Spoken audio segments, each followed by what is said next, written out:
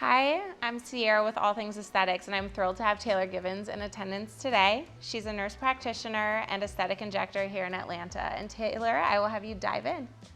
Hello, I'm Taylor Givens. I'm a nurse practitioner and I've been injecting in the Atlanta area for about 4 years. Awesome, so tell us a little bit about your passion for aesthetics, how you came into injecting, and just basically your overall love for the industry. I knew that I always wanted to do something related to medicine. I've always loved beauty and skincare products. When I was a teen, I suffered with acne, and so when I entered college, I went into a med spa and had treatment for acne scarring, and I fell in love with the industry, and I knew exactly that's what I wanted to do. So I changed my major, I got my nursing degree, I worked in the ER for about 8 years where I obtained my master's, and once I passed my nurse practitioner boards, I started injecting. So how has your lifelong passion for aesthetics influenced your overall approach for patient care? Because I was on the other side of being a patient and entering a med spa with insecurities, I always try to take that into consideration when I'm treating my patients. It is my job to recommend a treatment plan, and that might entail pointing out a feature that patients might not have mentioned or might not have noticed is an area of opportunity. So I always just try to approach that genuinely and respectfully. Wonderful, awesome. And I know that when we were preparing to have this discussion, you mentioned that you had taken cadaver courses. So can you talk to me a little bit about how those courses have shaped just your overall approach to injecting? When we learn in school, we learn from a textbook, and it's hard to incorporate anatomy 1D into a 3D patient. So being able to take a cadaver course and actually see firsthand like the size of a muscle or the area of a foramen, those are all really beneficial, not only for producing the best outcomes, but also for safety.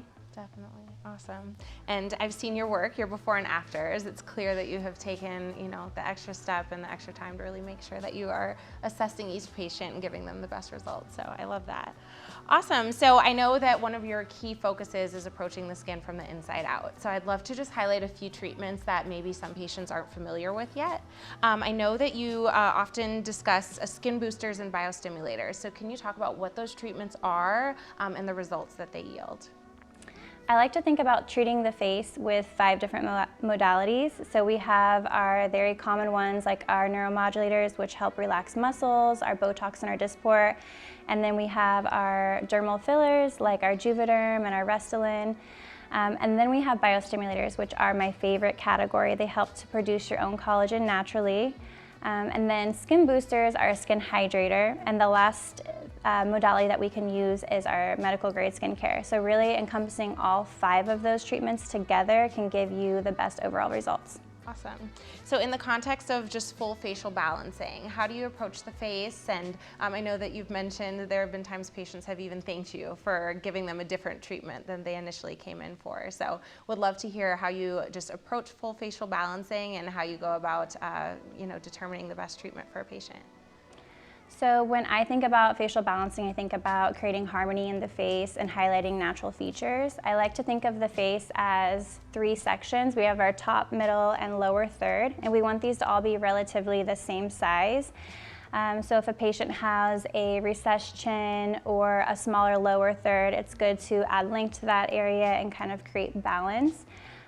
The most important thing when I think about treating my patients for facial balancing is I like to take in consideration patients' ethnicity and their intrinsic features. That way I really highlight what is naturally beautiful about them instead of producing cookie cutter results. Awesome. And I know that you mentioned you carry every injectable brand. I know some practices are specific to one versus another. So how do you feel like that really supports you in, again, providing that overall facial balancing and, the best results? I think being able to offer more than 1 or 2 options for a certain treatment area is really beneficial to my patients. I can tailor it to exactly what they need and what they're looking for. I also make sure that I stay up to date with continuing education and hands-on training so that I can provide the best outcomes for my patients. Wonderful. And then in terms of just patient education, how do you go about educating a patient on, what injectables you will be using and why one injectable is better for one area than another? So I would say that most of my patients say that I'm very clinical with my explanations. Yes. I think that that shows my love and my knowledge for the science of what we're actually doing. It is a medical procedure, so it's important to know the ins and outs and to know the expected healing process.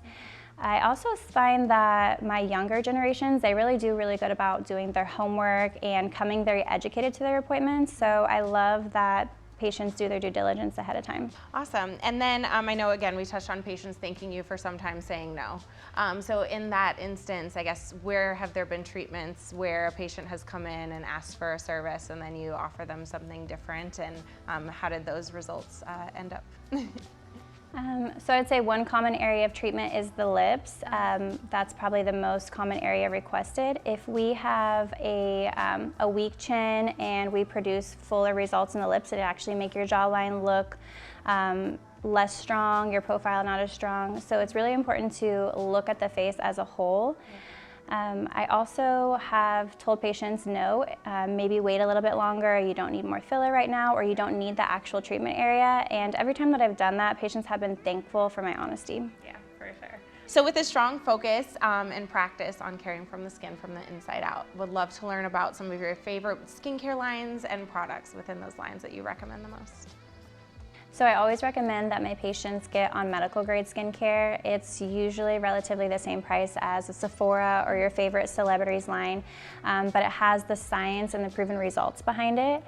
I like to start my patients on a very simple routine of a cleanser, a vitamin C and sunscreen always in the morning, and then a retinol at night. That's kind of the bare basics. And then we can add in things that bother patients like eyes or neck cream.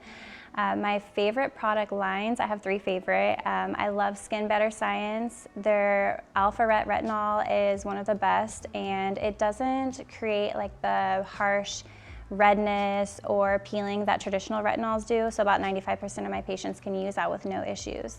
I also love Zeo Skin Health. It's a very aggressive line, but it's really results driven. I think if you have hyperpigmentation or more mature skin, it really has proven results if you can kind of push through that process. And then my final favorite skincare line is ALASTIN. Okay. I love that ALASTIN is specifically for post-procedure. So after injectables, usually you have to wait about 24 hours to put on skincare. With ALASTIN, you can use it directly after injectables, microneedling, lasers, and it actually helps to boost the results and speed up the healing. I also love their ALASTIN Hydro Tint. It's a tinted sunscreen that I use literally every single day. Yeah, no, those three are like the best. I absolutely agree. And everyone knows we love SkinBetter here at All Things Aesthetics, so I love it. Awesome. And then back to the skin boosters and the biostimulators. So how do you typically integrate those into an overall treatment plan for your patients? So I like to think about biostimulators in two categories. We have our prejuvenation. I usually like to start patients in their early 30s with biostimulators. That helps to keep those fibroblasts awake. Fibroblasts are what produces collagen and elastin. So if you're able to keep those awake and functioning, your skin quality will be better overall. Then there's the more mature patients that actually have significant volume loss, and I like to start those patients with a combination approach. We'll start with a hyaluronic acid filler to really fill in where they're lacking volume so the patient can get immediate result, and then we'll layer that with a biostimulator, which will help keep the results looking natural, and it helps to not have a patient get overfilled because you're naturally reproducing your collagen versus adding more and more filler. Skin boosters, I love skin boosters. I think almost everybody is a candidate for that. The way that that works is it's a very thin hyaluronic acid, and it's injected into the cheek area in micro droplets. And what that does is it brings in hydration and gives you a glow for about 6 months. Yes, wonderful. Awesome. And then when you're introducing these advanced procedures to patients, how do you typically go about just the overall consultation process, getting them started with treatment, and just walking them through the results that they should expect? I like to go back to providing a lot of education, making sure they know what to expect, making sure to know their aftercare, and just giving a thorough consultation and creating a thorough treatment plan so patients don't feel unsure or they know really what to expect from their treatment. Awesome. Perfect. And in closing, do you have a special gem or just any additional information you'd like to share with a patient who may be considering skin boosters, biostimulators, injectables, and just overall skin health? I would say think about your skincare as self-care and your injectables as self-care, just like you do your hair and your nail appointment. It's so imperative that we look and feel our best, and if we can project that outward confidence, I think that's super important to start looking at it differently. And I'm so blessed to be able to do what I love and give my patients confidence every day. Awesome. Well, thank you so much, Taylor. Thank you. Yes. To learn more about injectables, biostimulators, and skin boosters, and more about Taylor, visit allthingsaesthetics.com, and don't forget to like, comment, and subscribe.